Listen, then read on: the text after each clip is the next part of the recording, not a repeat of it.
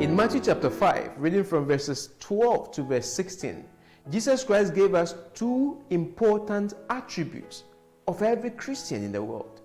If you are not doing that, then it will be difficult for you to be called a Christian. I want to share those two things with you. Today I want to share one, and then in our next devotion, I'm going to share the second one.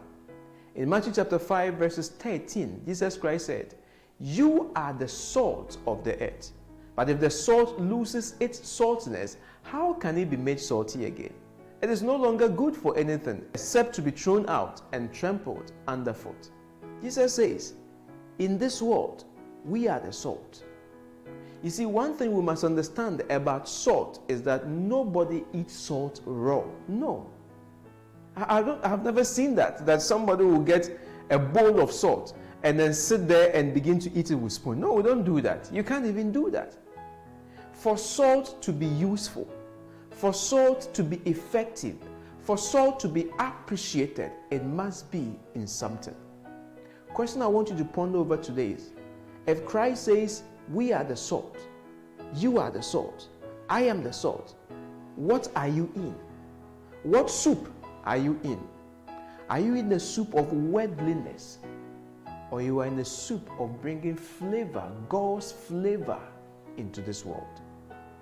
We also know that salt is a preservative. We use it to preserve food, to preserve meat, to preserve so many things from going bad. As Christians, we are to preserve God's word in the world. We always complain that there's so much evil in the world. There is corruption in the world. The problem is that Christians have lost their saltiness. We are no more bringing flavor into the world. You see, the Bible in Galatians chapter 5 makes us understand that when the Spirit of God comes into you, you begin to bear fruits. Those fruits are for people to enjoy. Christians have been placed in this world not to just come and then walk, go to church every day and then go to heaven and leave the world. No. God has placed us here to bring flavor, to bring His goodness into the world, to let the world understand His love, for people to enjoy us. So the fruit of the Spirit includes love. Wherever a Christian is, there will be the flavor of love. It includes gentleness. Wherever a Christian is, there will be the flavor of gentleness, peace, kindness. These things would abound when we begin to put ourselves in the world. Are you in a soup? Is your saltiness being felt by our people around you? Your place of work, do people see your presence there? When you are around in your family, do they see your presence there? Are you useful to the people around you? Because Christ says, if a salt loses its saltiness, what good is it of again, except to be thrown away and trampled off underfoot?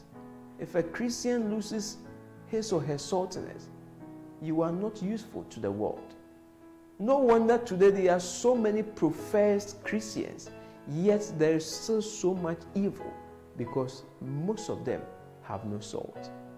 May God make you salty today. May your presence be appreciated. May your presence in your workplace be useful.